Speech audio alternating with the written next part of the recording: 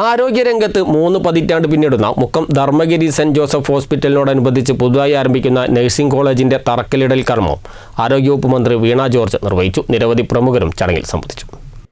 ആധുനിക ചികിത്സാ രംഗത്ത് മലയോര ജനതയ്ക്ക് ആശ്വാസമായി 3 പതിറ്റാണ്ട് പിന്നിടുന്ന മുക്കം അഗസ്ത്യമൊഴിയിലെ ധർമ്മഗിരി സെന്റ് ജോസഫ് ആശുപത്രിയുടെ അനുബന്ധമായി ആരംഭിക്കുന്ന നഴ്സിംഗ് കോളേജിന്റെ ശിലാസ്ഥാപനമാണ് പ്രൗഢമായ ചടങ്ങിൽ നടന്നത്. താമരശ്ശേരി രൂപതാ ബിഷപ്പ് മാർ റെമീജിയോസ് ഇഞ്ചനാനിയിൽ അധ്യക്ഷത വഹിച്ച ചടങ്ങിൽ ആരോഗ്യവകുപ്പ് മന്ത്രി വീണ ജോർജ് ഓൺലൈനായാണ് ഉദ്ഘാടനം നിർവഹിച്ചത്.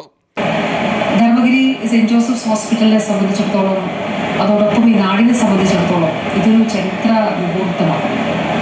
കേരളത്തിന്റെ ആരോഗ്യ മേഖലയിൽ സുവർണ്ണ ലിപികളിൽ എഴുതപ്പെട്ട പേരാണ് ധർമ്മഗിരിയുടെ. നിസ്സഹായരായി പോയവരുടെ, പാർശ്വവൽക്കരിക്കപ്പെടുന്നവരുടെ, അതോടൊപ്പം തന്നെ ദുർബലരായ നമ്മുടെ സഹോദരങ്ങളുടെ ആശ്വാസവും ആശ്രയ കേന്ദ്രവുമാണ് ധർമ്മഗിരി സെന്റ് ജോസഫ് ഹോസ്പിറ്റൽ.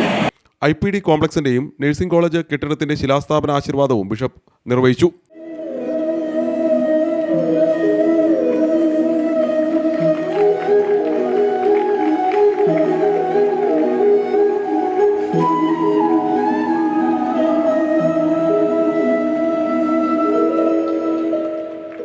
ചടങ്ങിൽ മുഖ്യാതിഥിയായിരുന്ന ലിൻഡോ ജോസഫ് MLA ശിലാഫലകം അനാച്ഛാദനം ചെയ്തു സംസാരിച്ചു.